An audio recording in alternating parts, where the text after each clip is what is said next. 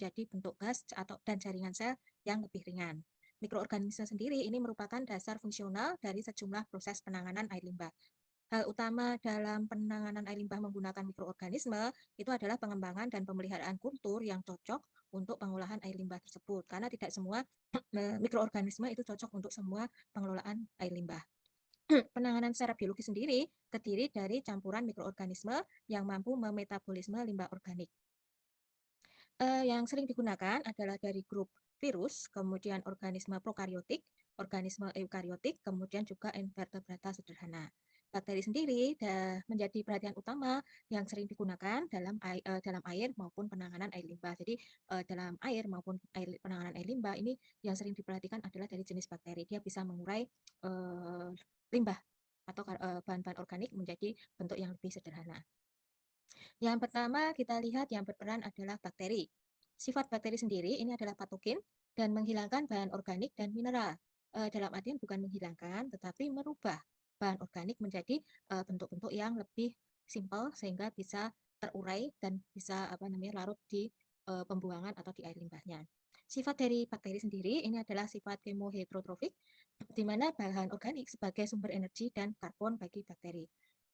Sifat kemoautotrof ini mereduksi senyawa anorganik tereduksi seperti NH3 untuk energi, merupakan energi, dan juga CO2 sebagai sumber karbonnya.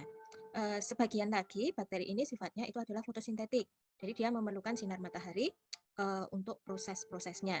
Bahan reaktif dari bakteri sendiri adalah membran sitoplasmanya, pada membran sitoplasmanya. Setiap jenis bakteri ini mempunyai kelompok senyawa yang dapat dimetabolisme yang berbeda-beda. Makanya jadi perhatian karena tidak semua bakteri itu bisa mengurai semua jenis air limbah. Lapisan lendir bakteri ini berfungsi sebagai pengikat untuk partikel-partikel flok bakteri sehingga terjadi namanya proses flokulasi. Bakteri sendiri terdapatnya dalam bentuk gumpalan dari berbagai bentuk jenis. Jadi mengelompok seperti gumpalan-gumpalan seperti itu. Kemudian faktor yang mempengaruhi kehidupan bakteri sendiri adalah pH dari air limbah, temperatur, kelembapan, kemudian unsur kimia, tekanan osmotik, bahan limbah, bahan limbah, kemudian keasaman limbah, dan adanya racun dalam air limbah sendiri. Ini juga akan mempengaruhi kehidupan bakteri. Yang kedua yang berperan itu adalah kapang, di mana kapang tersebut merupakan mikroorganisme non-fotosintetik, bersel banyak, aerobik, bercabang, berfilamen, dan dia memetabolisme makanan yang terlarut. Kapang sendiri itu bila pH air limbah rendah 4-5, kemudian kadar air rendah, nitrogen rendah, itu akan ditemui adanya kapang, bisa tumbuh di situ. Tidak aktif dalam sistem anaerobik, jadi di sini memerlukan oksigen untuk kehidupannya. Yang kurang diinginkan karena tidak dapat mengendap dengan baik jika ada oksigennya, maka dia memerlukan suasana anorganik. Dan kapang sendiri itu tidak akan menjadi pradominan dalam air limbah. Yang selanjutnya itu yang berperan adalah virus. Ini virus dikatakan antara benda hidup dan benda mati.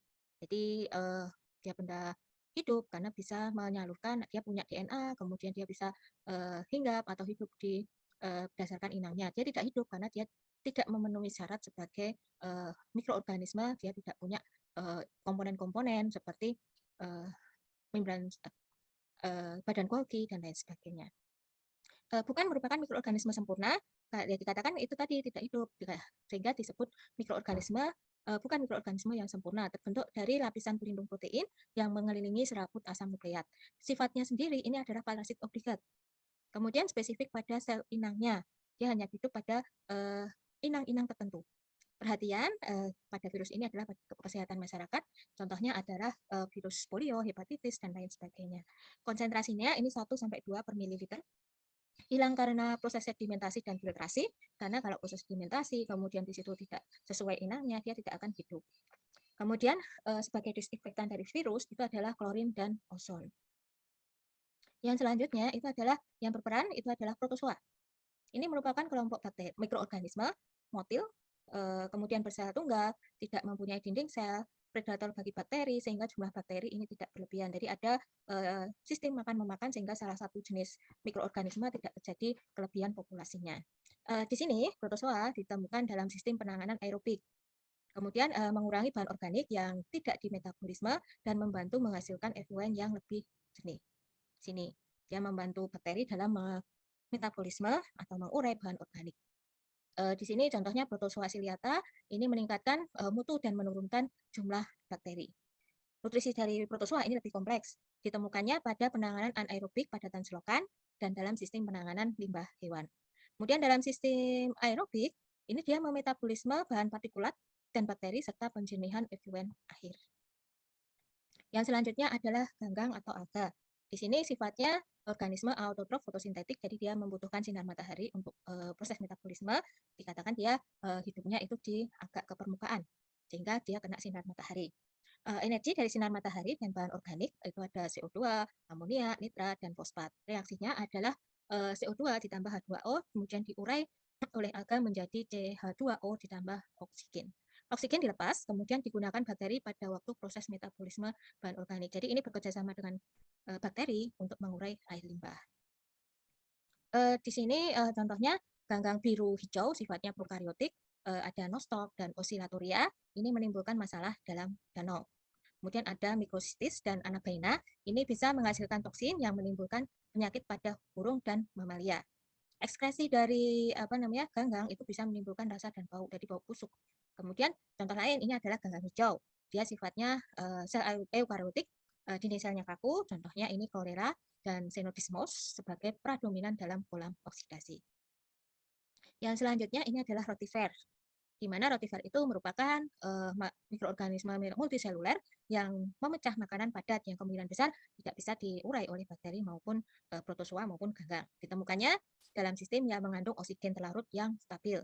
Kemudian dia memecah partikel padatan di mana sebagian partikel tersebut tidak dapat diurai oleh protozoa. Kemudian dia juga akan membantu proses metabolisme dalam air limbah sehingga menghasilkan efluen yang lebih jernih. Kemudian yang selanjutnya krustasea atau udang-udangan, ini mikroorganisme multiseluler dengan kulit yang keras, tumbuh baik pada sistem yang cukup stabil, cukup oksigen, seperti itu. Kemudian organisme lebih kecil sebagai makanan utamanya, dia membantu menghasilkan efluen yang jernih. Indikasi dari efluen yang bermutu tinggi dalam sistem ada dalam sistem penanganan aerobik. Jadi kalau ada krustasea, udang-udangan, bukan udang yang sebenarnya ya, tapi udang-udangan berarti di situ oksigennya cukup, bisa ikan bisa hidup, dia bermutu baik.